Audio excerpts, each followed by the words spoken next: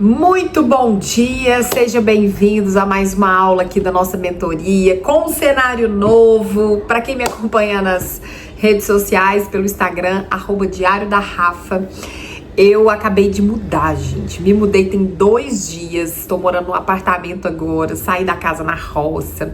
Depois vai lá para vocês poderem assistir aí minhas mudanças e rotinas. Mas vocês vão ver agora, a partir de agora, este quarto, que ainda tá sem cortina, mas em breve nós vamos ter cortina nele, aí vai dar uma mudada ainda, né? Gente, gravando mais uma aula, nós estamos na aula número 11. Eu queria que você abrisse seu livro aí.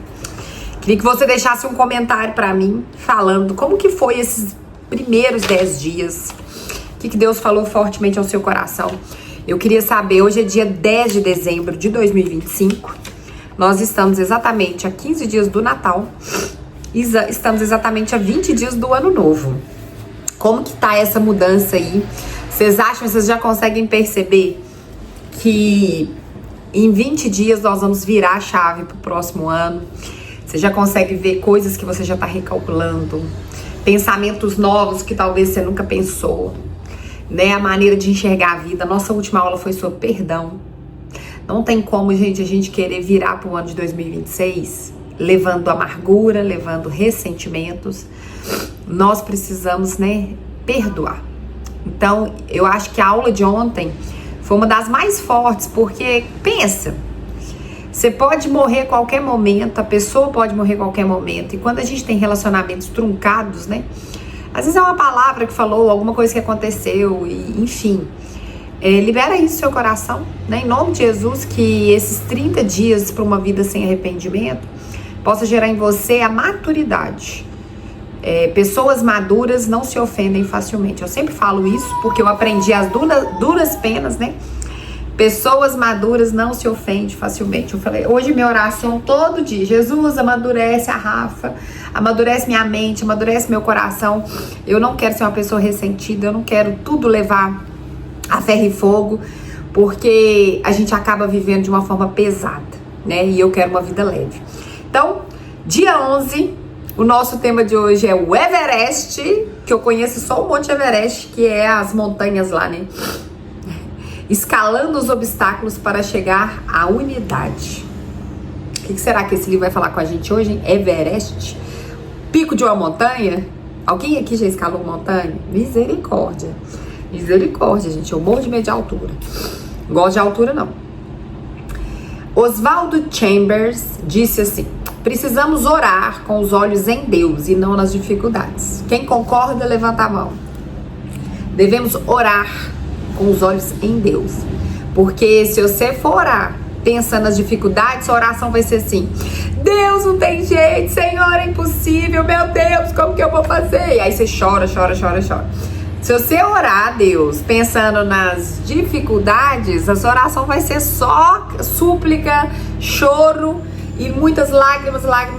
Mas quando nós oramos pensando em Deus, nós sabemos que Ele é o Deus do impossível, né? Madre Teresa, aqui no livro, gente, ele sempre coloca 2 frases, ó, que são as frases que eu tô lendo. Madre Teresa disse assim: sei que Deus não me dará nada com que eu não possa lidar. Só desejo que Ele não me confie coisas demais. A Bíblia diz que Deus não permite que a gente passe por situações que a gente não consiga suportar. Ou seja, por pior que esteja sendo, você dá conta, vai morrer não, tá? No final você vai ficar vivo. A gente chora, sofre, dói. Rafa, mas tá doendo, dói mesmo. Gente, já teve parto normal? Eu tive as dores do parto normal, mas no final fui pra cesárea porque o coração do Daniel começou a parar de bater. Mas eu vou te falar, tem dor pior do que pôr um filho pra fora, gente? Ganhar um menino? Dói mesmo, mas depois passa, não é assim? Bom, o livro disse assim: gosto muito de assistir aos programas sobre alpinistas que tentam escalar o Monte Everest. Fico muito intrigado com aquelas pessoas que arriscam tudo para alcançar o lugar mais alto da Terra. Hoje a gente tem um povo que é corajoso, sério. A gente vê essas matérias na televisão do povo que escala a montanha, você fala, tá, no final você chega lá em cima, quase morre pra chegar lá em cima. Pra chegar lá e fazer o quê? Ter uma vista. Não, que vista, a gente vê do helicóptero, do avião. na foto do YouTube, no Instagram, aí você vê a vista. Mas o povo gosta, né? Tem quem gosta, né? Não tô criticando, não. Esses caras enfrentam ventos a uma temperatura de menos 40 graus. Podem ter os dedos das mãos e os pés congelados, mal conseguem respirar, mas fazem tudo para chegar ao topo. Assisto a tudo isso comendo salgadinho, sentindo-me absolutamente exausto, como se estivesse lá com eles, arriscando a vida. O Monte Everest tem mais de 8.800 metros de altura, mas ao alcançar 8.000, entra-se no que os especialistas chamam de zona da morte. Ali, a altitude é elevada demais para sustentar a vida humana. O corpo é incapaz de se aclimatar a um nível tão baixo de oxigênio, de modo que, se permanecer muito tempo na zona da morte, você morre. Foi o que aconteceu com o alpinista em maio de 2006. Ele foi deixado pelos colegas na zona da morte enquanto estes seguiam até o topo do Everest. As pessoas que passavam por ali percebiam que ele estava com dificuldade, mas presumiam que aquele homem era parte de outra equipe e que alguém viria resgatá-lo. Pouco tempo depois dessa tragédia, outro alpinista, Lincoln Hall, foi encontrado na zona da morte. Ele foi resgatado por um grupo de 4 alpinistas e 11 Sherpas, que desistiram da própria tentativa de chegar ao cume para ajudar Hall e levá-lo para baixo. Mais tarde, Hall recuperou-se plenamente. O que fez a diferença entre a sobrevivência de um e a morte do outro? Trabalho altruísta em equipe. Ai, meu Deus, o que Deus vai falar comigo, com você hoje? Esse tipo de trabalho é raro nos dias de hoje. Com as superestrelas dos esportes buscando glória e os líderes corporativos recebendo todo o crédito, é raro ver uma equipe unida e eficaz. Há muitos compromissos individuais em jogo, o que termina prejudicando a meta que interessa à equipe como um todo. Quer seja uma equipe esportiva, uma amizade, um sócio, quer um casamento, muitos relacionamentos chegam ao fim porque é difícil relacionar-se bem com os outros. Então entende que ele saiu do campo do alpinista e ele falou: sociedade, casamento, na família, amizades chegam ao fim. Por quê? Porque é difícil se relacionar bem. Não é difícil se relacionar, é difícil se relacionar bem. Aí vamos dar uma ênfase aqui. Porque que você chega num lugar e fala: oi, tudo bem? Oi, tudo bem? Isso aí eu já sei que você faz. Você é superficial, você só cumprimenta. Falar oi, tudo bem para as pessoas, isso é o mínimo.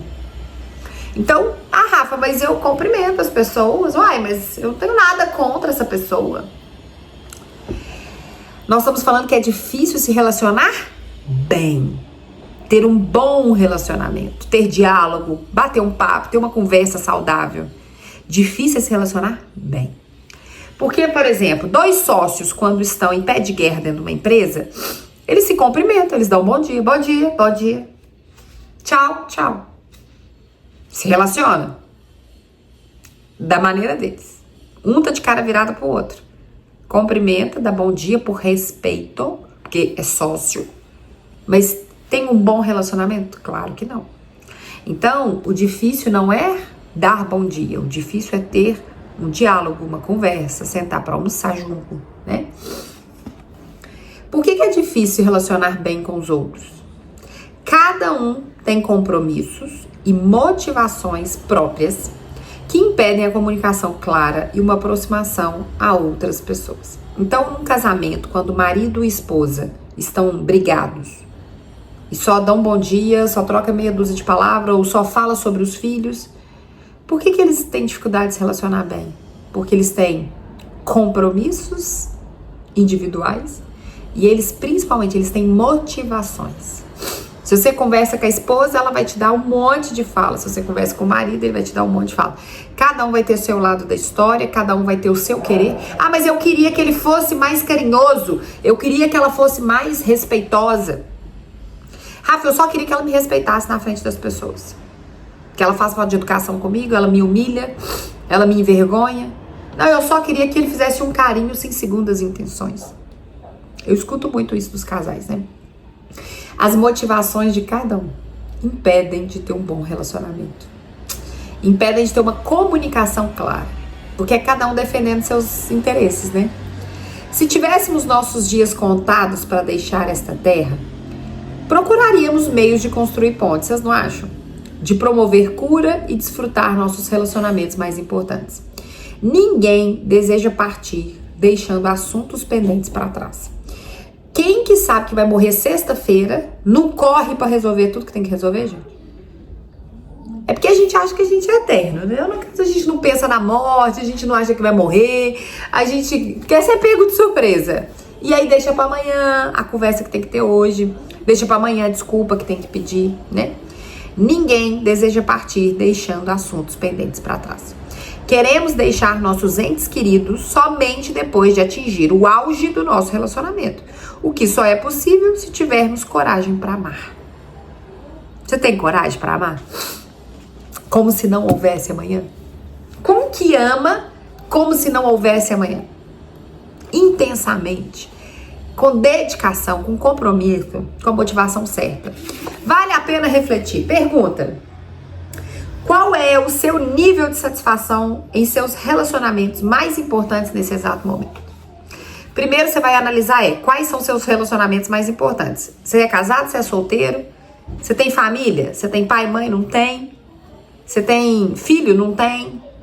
Você tem melhores amigos? Não tem? Você tem sócio? Não tem? Quem são seus relacionamentos mais próximos? E aí ele pergunta: qual é o nível de satisfação de 0 a 10? Você está satisfeita com o seu casamento? De 0 a 10. Põe aí o número. Seu relacionamento com seus filhos, de 0 a 10, está satisfeita? Com seu sócio, de 0 a 10, está satisfeita? Põe aí. Como você descreveria cada um desses relacionamentos? Exemplo: excelente. Meu casamento tá excelente. Nunca estivemos tão próximos. Ok. Com a minha mãe, com meu pai, tá ok. Nossa relação é boa, mas existe umas tensões. Ai, Rafa, como que tá o relacionamento com o seu sócio? Tá péssimo, tá difícil. Estamos em conflito e brigamos todo dia.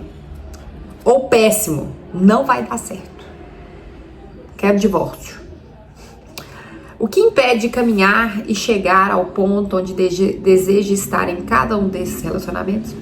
Eu queria que você, depois de classificar os relacionamentos, depois de colocar de 0 a 10, de colocar excelente, ok, difícil ou péssimo em cada um deles, aí a pergunta vem: o que impede de você chegar ao ponto que você deseja no casamento? O que te impede para melhorar o casamento? O que te impede para melhorar o relacionamento com os filhos? O que te impede para melhorar o relacionamento com a sua igreja? Escreve aí num caderno. Essa pergunta é profunda, faz a gente pensar. Continuando. Sabemos que sair do lugar onde estamos e chegar onde realmente queremos estar exige uma difícil escala. Pela minha experiência e daqueles a quem tenho aconselhado, parece existir 3 montanhas que costumam impedir a unidade nos relacionamentos. A primeira é a montanha da incompreensão. Então, um não compreende o outro, né? A maior dos relacionamentos não tem força para subir além dela. Conceitos errados e altercações acumulam-se rapidamente e chegam a alturas enormes.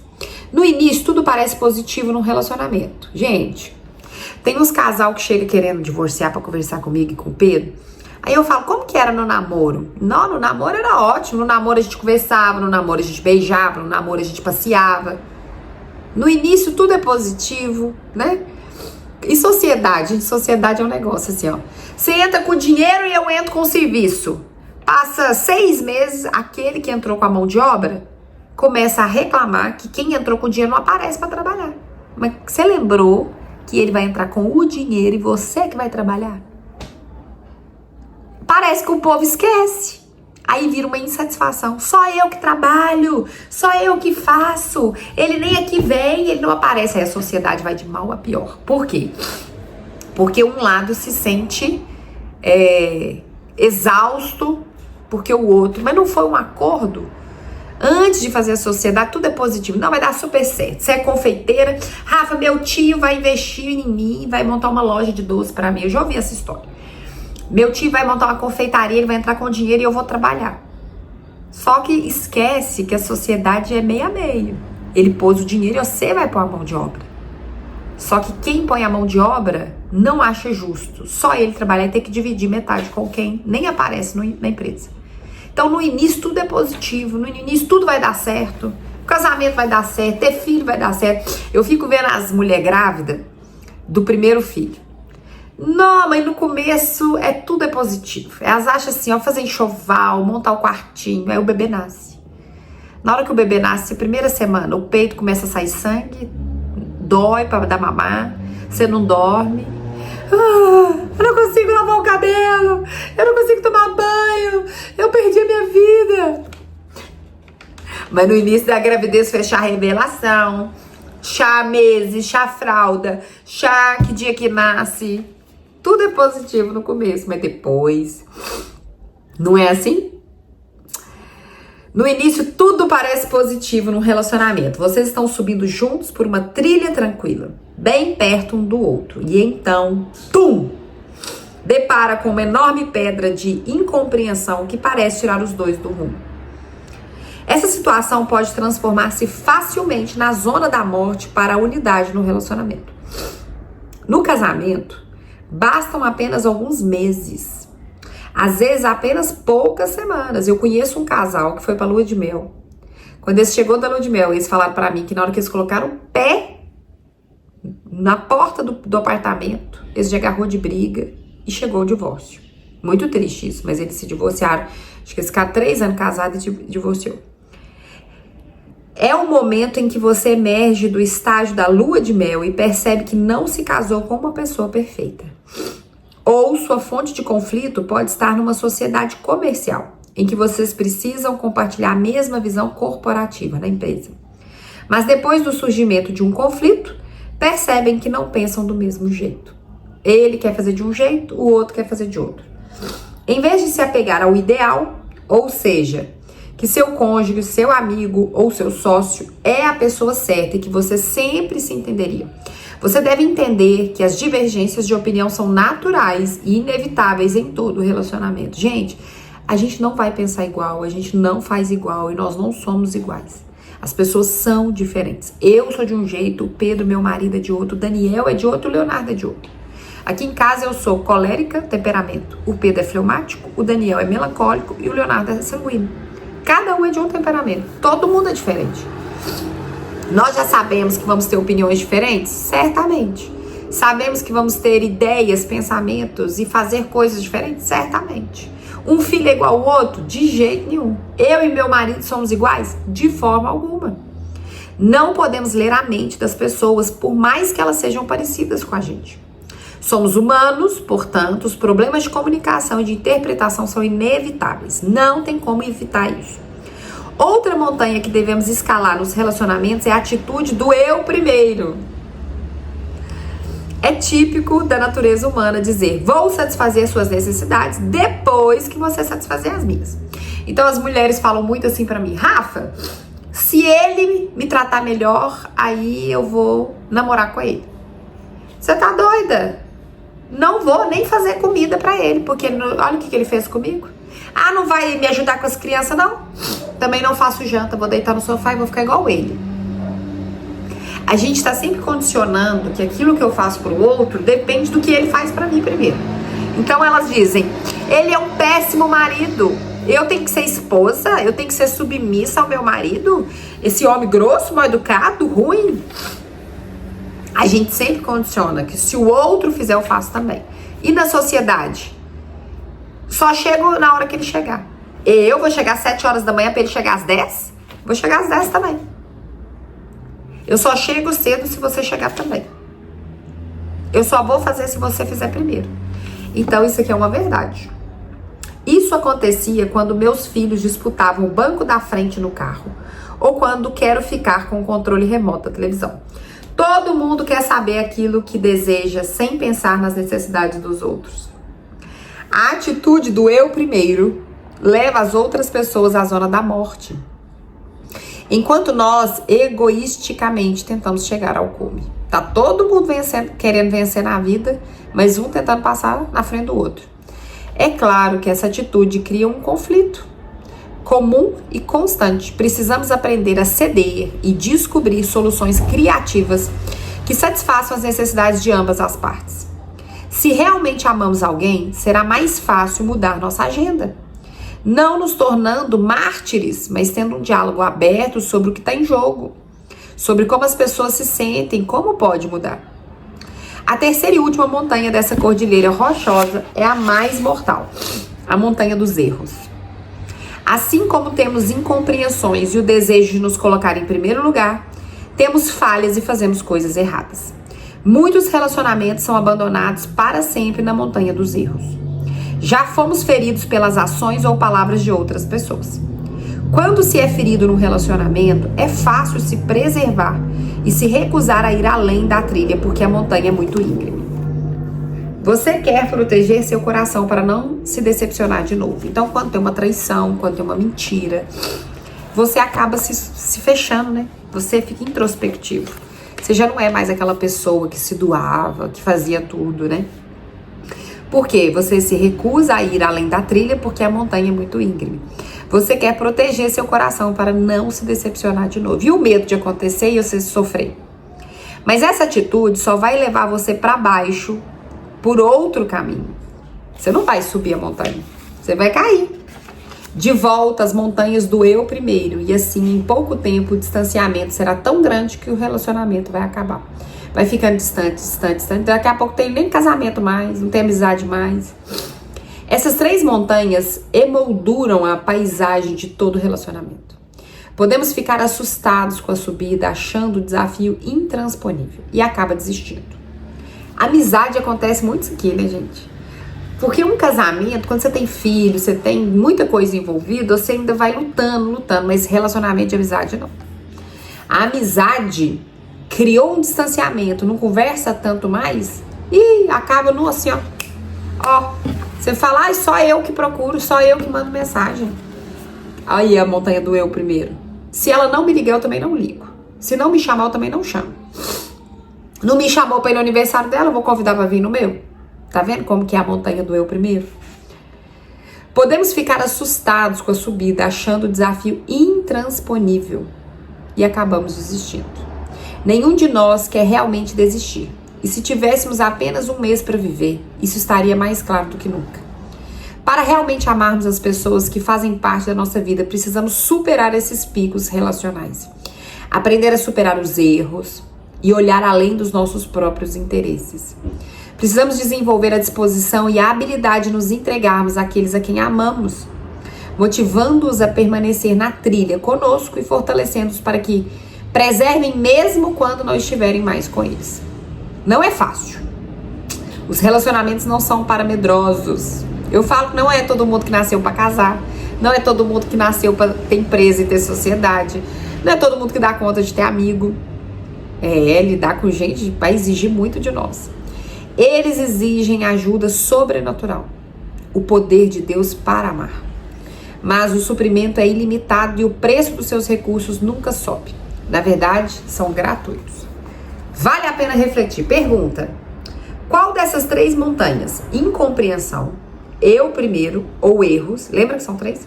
Incompreensão, não consegue compreender o outro. Eu primeiro, egoísta, sempre tem que ser pra você. E os erros, não aceito a pessoa errar, não aceito a pessoa ter uma falha. Qual dessas 3 levou você a sair recentemente da trilha em seus principais relacionamentos? Avalia seus relacionamentos aí, igual foi a pergunta anterior. E qual das 3 que fez você sair? Você deixou de continuar, né? Você não conseguiu perdoar, não conseguiu lidar com os erros da pessoa, você não conseguiu deixar de querer primeiro pra você. A montanha do eu primeiro, eu acho que quase ninguém vai achar que teve dificuldade com ela, né? Porque a gente não se vê tão egoísta. Porque quando a gente só olha pro outro, pro erro do outro, a gente não consegue ver o nosso erro, né? A gente não consegue ver que a gente, de fato, quer ser amado para amar, que a gente quer ser aceito para aceitar, que a gente quer ser convidado para convidar. A pessoa, ela tem que ser muito honesta com ela mesma para reconhecer a montanha do eu primeiro, né? Porque eu raríssimas vezes vi pessoas em conflitos assumir: Rafa, Não, eu sou egoísta mesmo, eu quero tudo do meu jeito. Eu nunca vi ninguém falar isso. O povo fala não. Sempre a culpa é do outro, o erro é do outro, foi ele que fez, foi ele que falou, foi ele que me tratou. É sempre apontando o dedo para as pessoas e a gente nunca aponta o dedo para nós, né? Precisamos melhorar isso aí, né? Como você lidou com a situação e o que mudaria se você tivesse uma outra chance? Se você pudesse resgatar uma amizade, resgatar um relacionamento, o que você faria para mudar? Vamos lá. A Bíblia revela estratégias para tornar as montanhas relacionais pequenas e transponíveis, para perseverar e melhorar nossos relacionamentos. Devemos primeiro nos prender à corda da aceitação. Os alpinistas usam uma técnica com cordas chamadas amarração. Vocês já viram as cordas assim, eles põem assim na cintura, né? Trata-se de prender um alpinista com uma corda para que ele não tenha uma queda acentuada se escorregar nas pedras. De maneira similar, não podemos escalar as novas alturas em segurança se não estivermos presos à corda da aceitação. Portanto, aceitem-se uns aos outros como Cristo os aceitou, para que Deus seja glorificado. Então, a primeira ferramenta que a Bíblia nos dá para a gente lidar nesses relacionamentos, Romanos capítulo 15, versículo 7, diz assim: portanto, vocês precisam aprender a aceitar uns aos outros, como eles são, como vocês são. Aceita seu marido como ele é, aceita seu amigo como ele é, porque Cristo te aceitou como você é. Um dos nossos maiores problemas nos relacionamentos é que sempre tentamos mudar aqueles com quem nós nos relacionamos. A gente quer sempre mudar o outro, né? A gente não muda a gente não quer mudar o outro. Fulano é impaciente, fulano não sabe falar baixo, o fulano faz isso. Aceitar as pessoas significa parar de tentar mudá-las e começar a entendê-las. O que você precisa não é mudar seu marido, o que você precisa é entender seu marido. O que você precisa não é mudar seu filho, você precisa entender seu filho. É fácil falar, não é mesmo? Muito fácil falar, com certeza. Contudo, depois de tantos anos de casamento, aprendi um segredo valioso. Aceitação significa parar de tentar mudar o meu marido, minha esposa, e começar a estimá-lo. Começar a ver o que ele tem de valor. Estima. O que você olha e fala assim: nossa, eu vejo você com muita estima. Estima é, eu vejo você com valor. Começa a olhar para aquilo que ele tem de bom. Não terei realmente aceitado alguém se ainda estou empenhada em mudar aquela pessoa. Estimar alguém significa valorizá-lo o suficiente para tentar entendê-lo. No meu caso, para ser honesto, não é natural aceitar totalmente as pessoas com quem convivo. Minha inclinação egoísta leva-me a tentar mudá-las e fazer que se pareçam mais comigo. Se eu, por exemplo... Gente, o meu marido, ele é mais fechado, mais calado. Ele não aparece muito nos meus vídeos porque ele não gosta que eu filmo ele muito. As pessoas acham o Pedro muito comunicativo, mas ele não é. Eu sou faladeira, eu gosto de conversar, onde eu chego eu falo. Eu marco muita presença, eu sou muito comunicativa. E casei com um homem que é calado. Às vezes eu faço uma comida, sento na mesa, a gente vai comer, ele come silêncio. O tempo todo, eu fico olhando assim, eu falo... Gente, ele dá conta de ficar o tempo todo calado. Eu fiquei rouca, né? No início da mentoria, vocês viram que eu tava rouca? Porque eu conversei muito em um dia. Teve um feriado aqui. E eu fiz a mentoria com as meninas no particular, no grupo lá de mentoria. Depois eu fui para um sítio com a minha família e conversei o dia inteiro. Eu fiquei rouca. Aí fiquei assim, agora que minha voz tá melhorando, ainda tá dando umas rajadas. Aí ele falou comigo um dia assim: Você não acha que você fala... Como que é? Você não cansa de falar, não? Ele me perguntou. Aí eu perguntei pra ele: você cansa de ficar calado? Ele: não. Eu falei: eu também não canso de falar. Porque eu sou comunicativa. E ele é mais fechado. Se eu olho pra ele em silêncio e vejo isso como um defeito, eu vou querer que ele seja um marido falador, que fala: ele não conversa, ele não fala comigo, ele é muito calado, ele é na dele. Ao invés de eu ficar olhando isso como crítica e tentar mudar ele, que tal aceitar ele como ele é e começar a valorizar o que ele tem de melhor? Ao invés de eu pegar isso como um ponto negativo e ficar criticando porque ele é um homem calado, o que eu faço? Eu valorizo o que ele tem de bom.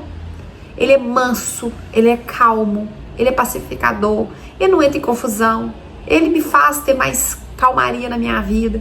Então, eu não quero mudar ele, eu não quero que ele seja um homem falante. Ele me aceita como eu sou, comunicativa, ele também não fica me apontando, você fala demais, você fala... Não, ele deixa eu falar o tanto que eu quero, ele fica me escutando. Ele não fala o tanto que eu gostaria que ele falasse, mas é o jeito dele. Então eu não vou ficar apontando erros, falhas, defeitos. Eu aceito ele calado, aprendo a lidar com isso e, pelo contrário, eu vejo nesse silêncio valor. Porque ele tem várias qualidades por ser um homem que fala pouco. É isso que ele tá falando. À medida que ele... Cadê? Minha inclinação... Cadê? À medida que ele nos dá poder para aceitar... Pera, deixa eu voltar aqui. É sobrenatural aceitar as pessoas da minha vida como elas são. Trabalhar meus próprios problemas e falhas de caráter e confiar que Deus vai lidar com os outros. Quem que lida com os outros? É Deus. Deus é que muda ele, não é eu. À medida que ele nos dá poder para aceitar uns aos outros, aprendemos a verdadeiramente nos prender à corda da aceitação e subir juntos para locais mais elevados. Vocês entenderam, né? Bom, segundo, com a aceitação ganhamos tração por meio de ações amorosas. Nada é mais importante para os alpinistas do que a tração das botas. Já tô terminando, viu, gente? Não adianta nada ter todos os outros equipamentos se você não tiver com o calçado correto. Você nunca conseguirá subir por um terreno difícil. Os ingredientes básicos para relacionamentos fortes são as pequenas ações amorosas, todas aparentemente sem importância, mas que significam muito para outra pessoa. Se você for incoerente, dizendo às pessoas quanto elas são importantes, mas sem demonstrá-lo por ações amorosas, os relacionamentos vão oscilar. A clareza e a segurança que suas ações amorosas trazem às pessoas de sua esfera de convivência não podem ser subestimadas. Por isso, continuem a atração que os levará ao cume. Todo alpinista sabe também a importância de estar amarrado à rocha para evitar uma queda. É um ponto de conexão seguro que dá proteção. Em nossos relacionamentos, esse ponto de ancoragem é um perdão. Ancoragem é um perdão. É a ação amorosa que mantém o crescimento e o amadurecimento com o passar do tempo. Os melhores relacionamentos são construídos sobre o perdão, porque envolvem pessoas imperfeitas que cometem erros. Então, seu marido, sua esposa vai errar com você o tempo inteiro e você tem que estar pronto para perdoar, pronto para passar por cima, não levar pro coração. A pessoa te respondeu, às vezes, um pouco mais ríspida, você não leva isso pro coração. Sabe, se você ficar ruminando aquilo, você vai fechar a cara, você vai ficar 15 dias sem conversar dentro de casa, vai virar um clima, vai virar um distanciamento entre vocês. Então, perdoa, seja rápido em perdoar. A pessoa gritou com você, perdoa no mesmo instante. Igual Jesus falou, Pai, perdoa eles porque eles não sabem o que fazem. Senhor, perdoa porque não sabe o que faz. Seja rápido em perdoar. 5 palavras mantêm você seguro durante a escala da montanha dos erros. Sinto muito, você me perdoa? Todas as vezes que alguém errar com você, ou se você errar com alguém, você vai pedir, sinto muito, você me perdoa? Você quebrou alguma coisa que seu marido amava, sua esposa amava? Não, me perdoa, sinto muito. Né? Obstáculos, incompreensões, egoísmo, erros fazem parte de todo relacionamento, mas podemos superá-los e estar cada vez mais próximos daqueles a quem amamos, se estivermos dispostos a praticar a aceitação, as ações amorosas e o perdão contínuo. Esse tipo de comportamento exige que o amor sobrenatural de Deus flua em nós, ajudando a gente a ir além das inclinações e expectativas naturais. Deus está mais do que disposto e sempre disponível para nos ajudar a amar os outros como Ele nos ama. Com o equipamento correto que Deus provê, podemos compartilhar a visão do cume e desfrutar a escala. Eu achei tão interessante ele falar, né, que são 3, ele pôs 3 obstáculos, 3 montanhas que impedem a gente chegar, né, ao topo. Esse topo seria assim, você chegar nos relacionamentos sem se arrepender de nada, ter um bom relacionamento com todo mundo. Esse é um sucesso, né? Eu falo assim que você ter bons relacionamentos com as pessoas, isso é um sucesso na vida, né? Você não ser uma pessoa que briga muito, que tem muita confusão, enfim. E ele falou que são 3 coisas que impedem, né? 3 montanhas. Ele falou que é a montanha, cadê? Da incompreensão. Você não compreende o outro, não consegue olhar para o outro como ele é. A montanha do eu primeiro, egoísta, e a montanha dos erros. E aqui depois ele te dá 3 maneiras para você vencer essas 3 dificuldades. Que é, ele falou, cadê?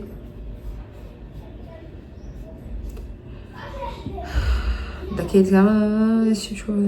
Perdi a palavra aqui, gente. É você... Ai, cadê? Pera. Cada vez mais para aqueles que amamos. Esse tipo de comportamento exige que o amor sobrenatural de Deus flua em nós. Deus está mais exposto, sempre disponível, nos ajudar a amar. Perdi aqui a parte. Perdi a parte. Eu acabei de ler o negócio, né? Mas vamos lá. É você perdoar. Achei. Peraí. Gente, o vídeo aqui é quase que ao vivo, tá? Aqui, ó. As 3 coisas que a gente tem que fazer. A aceitação. Aceitar as pessoas como elas são. Se aqui incompreensão é uma montanha, como que eu venço a incompreensão? Através da aceitação. Ao invés de você ser aquele que não compreende, você vai ser aquele o quê? Que aceita. Depois vem ações amorosas. A gente colocou a montanha do eu primeiro. Tudo é eu. Então, você vai começar a se doar. Você vai começar a ter ações pequenas de amor. Ajudar, perguntar como foi o dia, conversar, toque físico, um abraço, né? As 5 linguagens do amor, né? Ações amorosas, as 5 linguagens do amor. E por último, o perdão contínuo. Que é, as pessoas vão errar com a gente, né? Os erros é uma montanha. Todo mundo erra. E como que eu lido com o erro do outro? Perdoando rapidamente. Não remoendo, não comendo a isca de Satanás, né? A turma da mentoria, a gente fez o livro A Isca de Satanás. Exercício. Pega seu caderno aí pra você fazer os exercícios da lição de hoje.